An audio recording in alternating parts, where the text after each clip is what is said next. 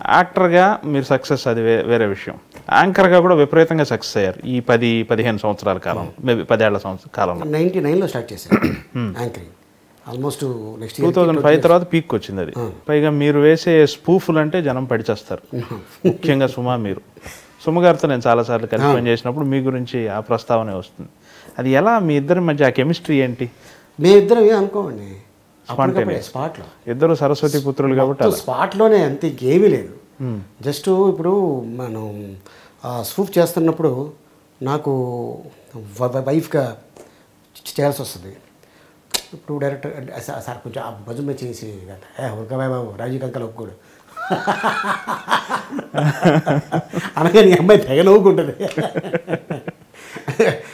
So అది ఏంటంటే అది నేను అదే చెప్తుంటా సుమా, ఏంటంటే ఇది మన తల్లిదండ్రులు ఎంతో అదృష్టం చేసుకుంటే మనకి లైఫ్ ఇచ్చారు. అవును. అండ్ అలాగే ఎందుకంటే మనకి లాంగ్వేజ్తో సంబంధం లేదు. మలయాళం నువ్వు మాట్లాడతావు, తమిళ్ నేను మాట్లాడతా, తమిళ్ నీకు వస్తుంది, అర్థం అవుతుంది. మలయాళం నేను మాట్లాడలేను, అర్థం అవుతుంది. ఇంగ్లీషు కామన్, నాకన్నా 4 ఆకులు ఎక్కువ చదువుకున్నావు కాబట్టి నీకు బాగా వచ్చు. ఓకే, హిందీ నువ్వు హైదరాబాద్లో పుట్టి పెరిగావు, నాకు మొత్తం అన్ని దేశాలు తిరుగుతున్నాం కాబట్టి హిందీ వచ్చు. తెలుగు ఇక మన ఇంట్లో వాడక భాష అది. ఓకే, ఇన్ని లాంగ్వేజ్లు తెలిసిన మనకి ఎవరో వచ్చి చెప్పాల్సిన అవసరం లేదు. కాన్సెప్ట్ ఇది అంటే స్టేజ్ మీద ఆడుకుంటాం. That's it. Very good, very good. ఇది అందరికి రాదు, ఇది అవును, చాలా కష్టం. అవును, నేను అదే అంటుంటా. మలయాళీ గర్ల్ స్పాట్లో ఆ స్టేజ్ మీద అలా మాట్లాడటం అంత ఈజీ కాదు. చాలా తక్కువ మంది ఉంటారు అలాగా. లైక్ ఝాన్సీ, ఒక ఉదయభాను, ఒక సుమ, ఒక అనసూయ, ఒక శిల్పా చక్రవర్తి, ఇలాంటి వాళ్ళు చాలామంది ఉన్నారు యాంకర్స్లో. అదేంటంటే పబ్లిక్ని బట్టి మాట్లాడే కెపాసిటీ ఉండాలి. వాళ్ళని ఆకట్టుకోవాలి, వాళ్ళని మన అండర్లో తెచ్చేసుకోవాలి, మన గుప్పిట్లోకి. అప్పుడే మనం సక్సెస్ అవ్వాలి.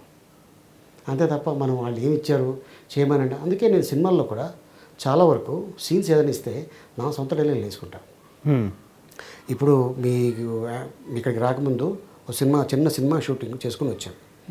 దాంట్లో ఏంటంటే బద్రీలో నా బర్త్డే అని చెప్పి హీరోయిన్ని హీరో తీసుకొచ్చి నా ఫ్రెండ్ బర్త్డే.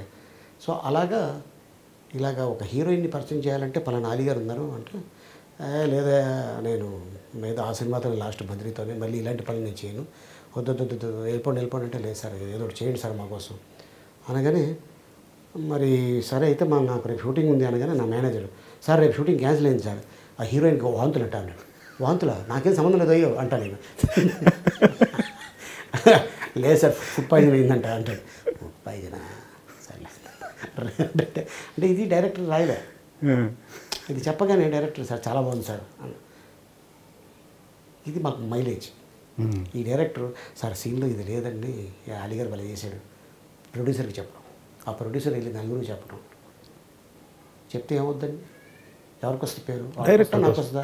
డైరెక్టర్కే వస్తుంది, అంతే కదా. అదే అంటున్నా.